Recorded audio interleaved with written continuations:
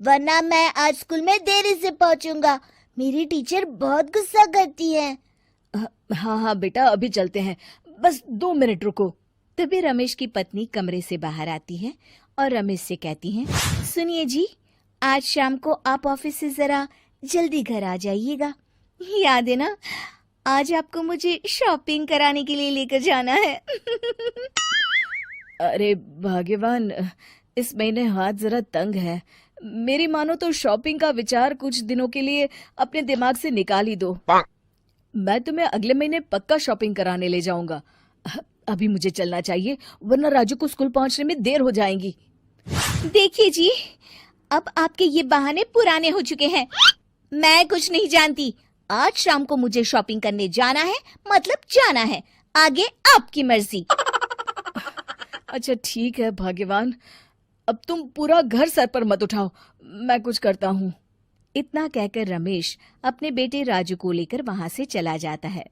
घर से निकलने के लिए रमेश जैसे ही अपनी मोटरसाइकिल शुरू करता है, तभी उसकी माँ उसे आवाज देकर कहती है, अरे रमेश, आज शाम को मुझे कुछ पैसे दे देना। याद है ना, मैंने तुझसे कहा था कि मुझे मंदिर में चढ़ावा चढ़ाना है।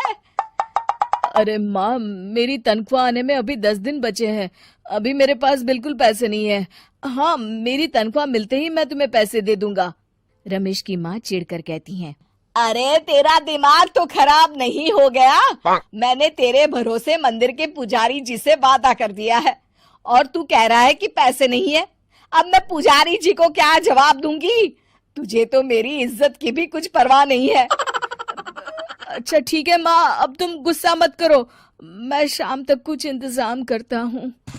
इतना कहकर रमेश वहां से चला जाता है। फिर दोपहर को जब रमेश अपने दफ्तर में बैठा होता है, तब उसे अपनी पत्नी और माँ की बातें याद आती हैं। रमेश अपने दफ्तर के एक साथी मोहन से कुछ रुपए उधार मांगता है। अरे भाई मोहन, मेरा एक छोटा सा काम कर दो, मुझे कुछ रुपयों की सख्त जरूरत है। मुझे कुछ दिनों के लिए क्या तुम रुपए उधार दे सकते हो? अरे रमेश भाई, मैं तुम्हें पैसे उधार तो दे सकता हूँ, लेकिन मुझे वक्त पर पैसे लौटा देना। वैसे भी मेरा मानना है कि दोस्ती यारी में कभी पैसों का व्यवहार नहीं करना चाहिए। ये कहावत तो तुमने सुनी ही होगी कि उधार प्रेम की कैंची है। मैं नहीं चाहता कि पैसों को लेकर हमारा रिश्ता खराब हो। अरे मोहन, तुम बिल्कुल चिंता मत करो, मैं तुम्हारे पैसे वक्त पर लौटा दूंगा। फिर मोहन रमेश को पैसे दे देता है। शाम को घर आकर रमेश कुछ पैसे अपनी माँ को देता है और साथ ही अपनी पत्नी को भी शॉपिंग कराने बाजार लेकर जाता है। रमेश की पत्नी और उसकी माँ का स्वभाव जरूरत से ज्यादा खर्चीला होने के कारण दोनों हमेशा बेवजह पैसे खर्च करती हैं। फिर एक दिन, सुनिए जी, अगले हफ्ते हमने छुट्टियों में कहीं बाहर जाने का प्लान बनाया था। आपने पैसों का इंतजाम कर लिया ना? अरे अभी कहाँ, अभी तो मेरे पास बिल्कुल पैसे नहीं है। हम कभी और चले जाएंगे। देखिए जी, मैंने सभी सहेलियों से कह दिया है कि मैं बाहर घूमने जा रही हूँ। अगर मैं नहीं गई तो सब मुझ पर हंसेंगी। आप कहीं से भी पैसों का इंतजाम कीजिए जी। इतना कहकर रमेश की पत्नी वहां से चली जाती है। वहीं दूसरी तरफ रमेश की माँ भी तीर्थ यात्रा जाने की जिद करती है और रमेश से पैसे मांगती है। फिर अगले दिन रमेश एक सेठ से पैसे उधार लेकर अपनी पत्नी और बेटे को घुमाने ले जाता है और अपनी माँ को भी तीर्थ यात्रा पर भेज देता है। लेकिन जैसे ही रमेश अपनी छुट्टियां बिताकर वापस आता है, कर्जदार उसका जीना मुश्किल कर देते हैं। इतना ज्यादा कर्ज एक साथ अपने ऊपर देख रमेश काफी परेशान रहने लगता है। फिर एक दिन राजू की स्कूल की फीस वक्त पर न भर पाने के कारण रमेश को स्कूल में बुलाया जाता है। स्कूल के प्रिंसिपल साहब रमेश को सख्त हिदायत देते हैं कि अगर वक्त पर स्कूल की फीस नहीं भरी गई तो उनके बेटे का नाम स्कूल से काट दिया जाएगा।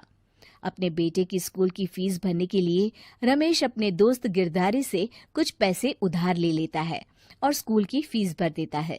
रमेश की माँ और उसकी पत्नी खर्चे और घर की जिम्मेदारी संभालते संभालते धीरे धीरे रमेश पूरी तरह कर्ज में डूब जाता है। और तभी एक दिन दफ्तर में काम करते समय रमेश की तबीयत अचानक बिगड़ जाती है और वो बेहोश होकर गिर पड़ता है। उसे जल्दी से पास के एक अस्पताल में भर्ती कराया जाता है। रमेश के घर वालों को ये बात पता चल जाती है तो वे सभी अस्पताल पहुंचते हैं।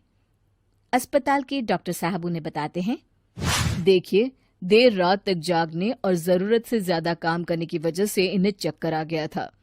बेहतर यही होगा कि इन्हें कुछ दिनों के लिए पूरी तरह आराम करने दिया जाए।